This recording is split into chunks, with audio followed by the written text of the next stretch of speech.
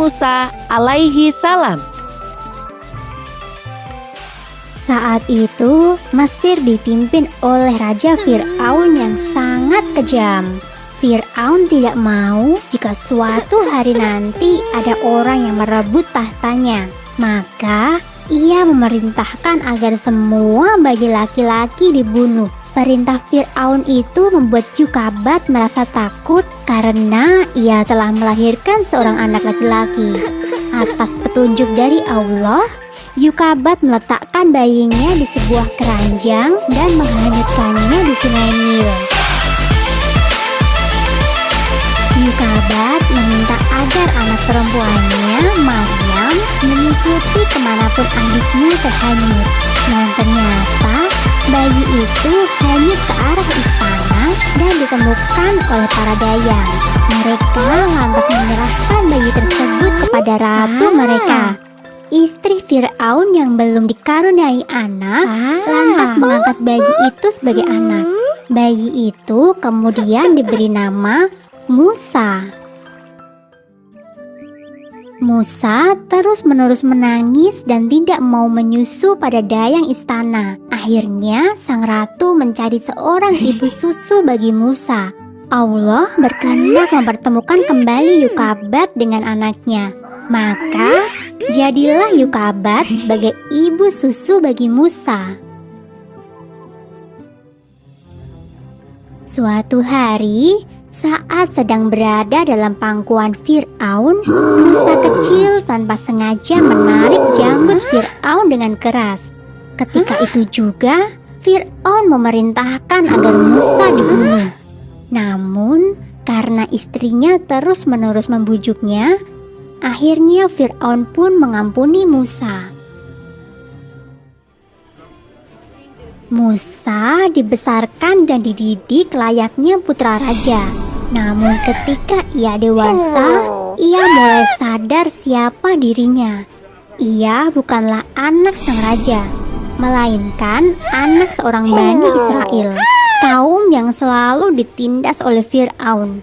Suatu hari, Musa melihat perkelahian antara seorang pemuda Bani Israel dengan pemuda dari suku Hipti atau suku Mesir.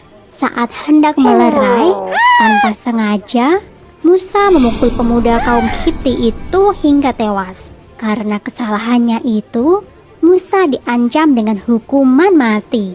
Dengan bantuan dari seorang pengikut Nabi Ibrahim, Musa berhasil melarikan diri. Musa terus berjalan hingga ke kota Madian dan bertemu dengan Nabi Syuaib.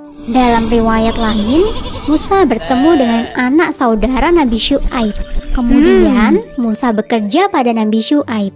Tak lama kemudian, Musa menikah dengan Syafura, anak perempuan Nabi Syuaib.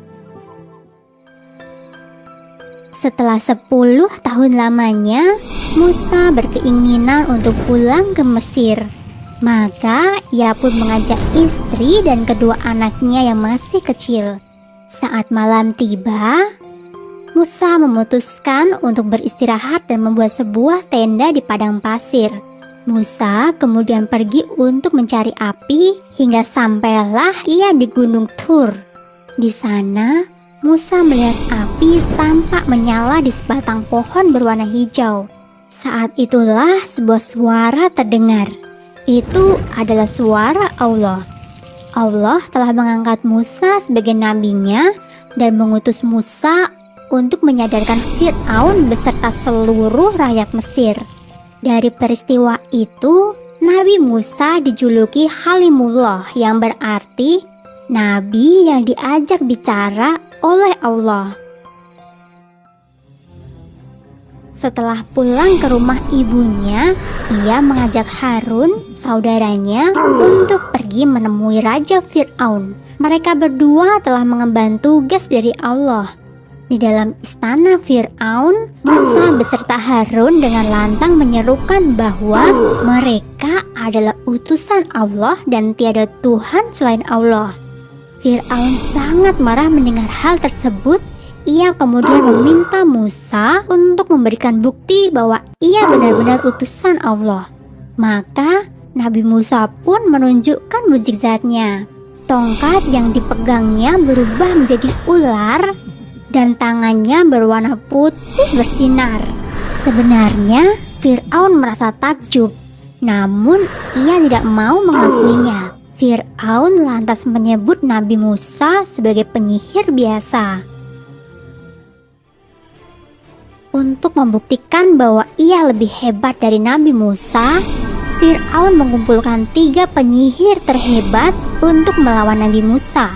Satu persatu penyihir istana berhasil merubah tongkat mereka menjadi ular berbisa. Di bawah perlindungan Allah, Nabi Musa merubah tongkatnya menjadi seekor ular raksasa yang kemudian melahap semua ular milik para penyihir. Para penyihir yang menyaksikan keajaiban itu pun langsung bersujud dan memohon ampun kepada Nabi Musa. Kedudukan Nabi Musa semakin kokoh di masyarakat Mesir. Namun, Fir'aun dan pengikutnya tetap saja menolak dakwah Nabi Musa. Nabi Musa pun berdoa kepada Allah untuk memberikan petunjuk.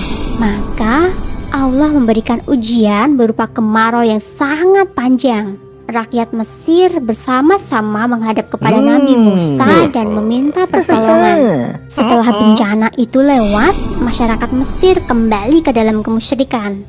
Allah kemudian menurunkan bencana berupa hama belalang.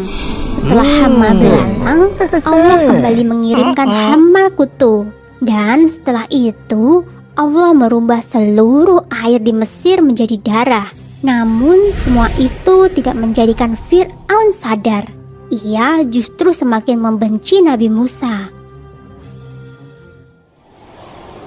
Keinginan Fir'aun untuk membunuh Nabi Musa tak dapat lagi dicegah. Ia kemudian memimpin pasukan besar untuk menyerang Nabi Musa.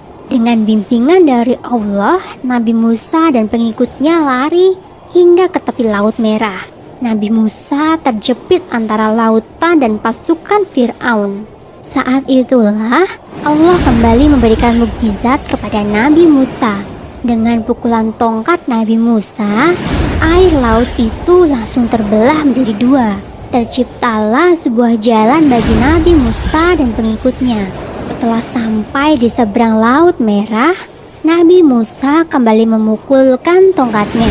Seketika itu juga, air laut kembali menyatu dan menenggelamkan pasukan Fir'aun. Nabi Musa dan Harun terus memimpin kaum Bani Israel ke arah Palestina. Ketika tiba di kaki Gunung Sinai, Allah kembali berbicara kepada Nabi Musa. Allah memerintahkan Nabi Musa untuk puasa selama 30 malam. Dan Nabi Musa diperkenankan untuk bertemu dengan Allah di puncak Gunung Sinai. Kemudian Allah meminta Nabi Musa untuk mengenapkan puasanya menjadi 40 malam. Setelah Nabi Musa selesai, Allah memberikan kitab Taurat kepada Nabi Musa, sebuah kitab yang berisi tuntunan kehidupan bagi kaum Bani Israel.